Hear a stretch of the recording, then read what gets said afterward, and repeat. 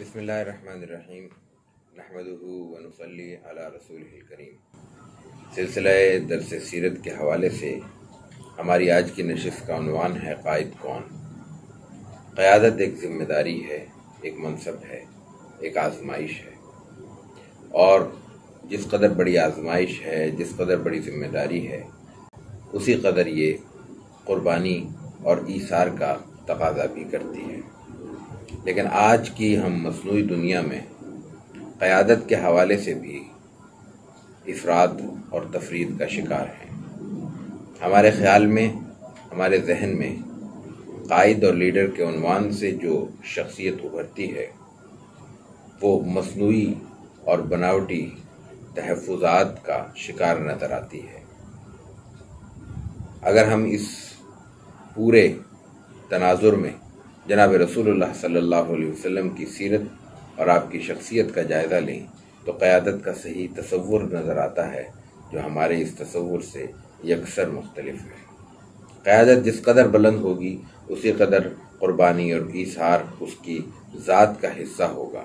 لیکن آج کی مصنوعی قیادتوں میں یہ قربانی اور ایثار موجود تو ہے، لیکن قائدین کی طرف سے نہیں، بلکہ ان کے قریبی ترین رفقا کی جانب سے بھی نہیں، بلکہ ان کے ماننے والوں کی جانب سے۔ قیادت اور لیڈرشپ اپنی قربانی دینا نہیں چاہتی، بلکہ اپنے فالوورز سے قربانی مانگتی ہے۔ لیکن اسوہ حسنہ کیا ہے؟ جناب رسول اللہ صلی اللہ علیہ وسلم نے ہمیں کیا طریقہ عطا فرمایا؟ غزوہ بدر کا واقعہ ہے۔ غزوہ بدر ہجرت کے بعد سب سے اہم معرکہ ہے۔ نبی کریم علیہ الصلوۃ والتسلیم اپنے صحابہ کے ساتھ انتہائی نامساعد حالات میں بالکل کسی تیاری کے بغیر جو کچھ میسر تھا اس کو لے کر روانہ ہوتے ہیں۔ اسی لیے تعداد 313 ہے۔ اس وقت تک صحابہ کی تعداد اس سے کہیں زیادہ تھی، لیکن جو وقتی طور پر اس وقت میسر آ سکے اور جن کو جانے کی سہولت بھی موجود رہی وہ 313 نکلے۔ صحابہ کرام رسول اللہ صلی اللہ علیہ وسلم کے ساتھ جب روانہ ہوتے ہیں تو عالم یہ ہے کہ ایک شخص کے پاس ایک سواری میسر نہیں ہے، بلکہ ایک سواری پر 3 افراد کا انتخاب ہوتا ہے۔ آپ علیہ الصلوۃ والتسلیم کے ساتھ بھی یہی معاملہ ہے۔ آپ قائد ہیں، آپ لیڈر ہیں، آپ رہنما ہیں، سب سے بڑھ کر آپ نبی محتشم اور نبی مکرم ہیں۔ آپ کے ماننے والوں کا ایثار اور قربانی کا جذبہ اور آپ علیہ الصلوۃ والتسلیم سے ان کی اٹیچمنٹ اور محبت جس قدر غیر معمولی ہے، تاریخ میں دوسری کوئی شخصیت نظر نہیں آتی۔ سیرت کے واقعات اس نوعیت کے حالات سے اور اس کی گواہی سے بھرے ہوئے، لیکن یہاں آپ علیہ الصلوۃ والتسلیم کا بھی طے ہوتا ہے کہ آپ کے ساتھ حضرت ابو لبابہ اور حضرت علی ابن ابی طالب رضی اللہ تعالی عنہما آپ کے ہمراہ ہوں گے، ہم سفر ہوں گے اور آپ کے ساتھ ایک سواری کو شیئر کریں گے۔ دونوں صحابہ نے حسب روایت، حسب توقع یہ اظہار کیا، بلکہ اصرار کیا کہ آپ صلی اللہ علیہ وسلم سواری پر تشریف فرما ہوں اور ہم آپ کی جگہ پیدل چلنے کو ترجیح دیں گے۔ آپ کے لیے ہماری دائرے کے جاننے تک حاضر ہیں، تو یہ سواری کیا چیز ہے؟ آپ علیہ الصلوۃ والتسلیم نے اتنا شاندار جملہ عطا فرمایا کہ پوری انسانی تاریخ میں قیادت کی طرف سے یہ بات کبھی نہیں کہی گئی۔ پوری انسانی تاریخ میں ایک جملہ نہیں ملے گا۔ آپ نے فرمایا کیوں؟ اس کی 2 ہی صورتیں ہو سکتی ہیں، یا تو تم سے میں کمزور ہوں تو میں رعایت کا طالب ہو سکتا ہوں، رعایت کا مستحق ہو سکتا ہوں، یا مجھے تم سے زیادہ اجر کی ضرورت نہیں ہے۔ دونوں صورتیں نہیں ہیں۔ میں تم سے زیادہ طاقتور ہوں، اس لیے میں تم سے شیئر کروں گا، اور میں تم سے زیادہ اجر کا طالب بھی ہوں اور اجر کی خواہش بھی رکھتا ہوں۔ ظاہر ہے کہ جب اللہ کے راستے میں نکلے ہیں تو قدم قدم پر اجر کی بارش ہوگی، اس سے میں اپنا دامن کیوں دستکش کروں اور تمہارے لیے میں کیوں ایثار کروں؟ اس لیے آپ علیہ الصلوۃ والتسلیم نے دونوں صورتوں میں اپنے آپ کو اس بات کا حقدار قرار دیا کہ وہ اسی طرح جان اس سواری میں شیئر کریں گے جس طرح دوسرے صحابہ کرام آپ کے ساتھ حضرت ابو لبابہ، حضرت علی المرتضیٰ رضی اللہ تعالی عنہما اس میں حصہ ڈال رہے ہیں، یہ شراکت اختیار کیے ہوئے ہیں، یعنی باری باری تینوں اس پہ سواری اختیار کریں گے۔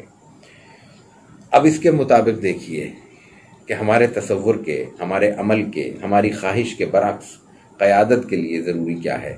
قیادت کے لیے ضروری کم از کم جناب رسول اللہ صلی اللہ علیہ وسلم کے اسوہ حسنہ کی روشنی میں یہ معلوم ہوتا ہے کہ وہ آگے بڑھ کر قربانی دے، دوسروں سے ایثار کا مطالبہ کرنے سے پہلے خود ایثار کا عملی مظاہرہ کرے، اور اس سے بھی زیادہ لوگوں کو یہ ترغیب دے کہ یہ اگر کوئی نیکی کا کام ہے، اگر یہ کوئی ثواب کا کام ہے تو ہر شخص کو ثواب اور اجر اس کی محنت اور اس کی ریاضت اور مشقت کے مطابق ملے گا۔ اس لیے کسی شخص کو یہ حق حاصل نہیں ہے کہ وہ دوسروں کو یہ ترغیب دے کہ وہ اجر کا راستہ اختیار کریں اور خود وہ اپنے لیے آسائش کا راستہ چنیں۔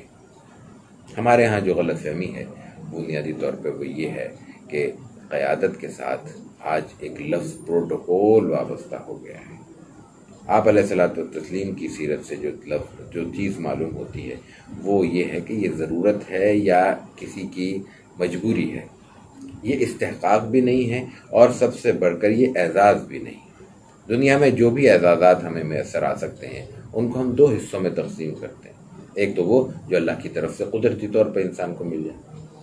ان اعزازات میں جو اسوہ حسنہ ہے، جو رسول اللہ صلی اللہ علیہ وسلم کی تعلیمات سے ہمیں سبق ملتا ہے، وہ یہ ہے کہ انہیں اللہ کا انعام سمجھتے ہوئے قبول کر لینا چاہیے۔ کوئی بھی منصب ہے، دنیاوی ہے، دینی ہے، اگر وہ از خود میسر آ رہا ہے تو اللہ کا انعام ہے، لیکن اللہ کا ہر انعام اس دنیا میں انعام ہونے کے ساتھ ساتھ آزمائش بھی ہوتا ہے۔ دنیا کی کوئی نعمت صرف نعمت نہیں ہے، اللہ کی طرف سے آزمائش اس کے ساتھ منسلک ہے اور جڑی ہوئی ہے۔ اچھا، کچھ مناسب وہ ہیں جو ہمارے کسب سے ہمیں حاصل ہو سکتے ہیں۔ کسب کا دائرہ بہت وسیع ہے۔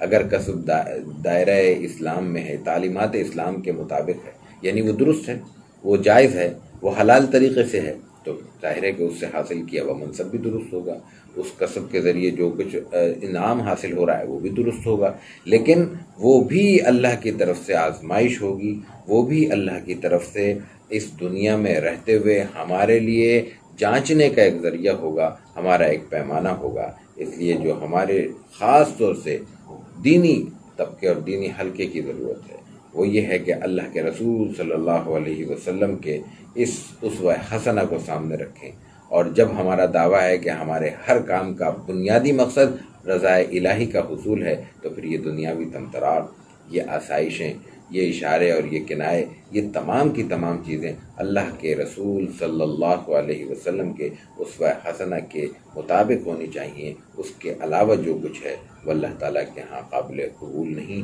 بلکہ انتہائی احترام کے ساتھ عرض کیا جاتا ہے کہ وہ قابل رد ہے۔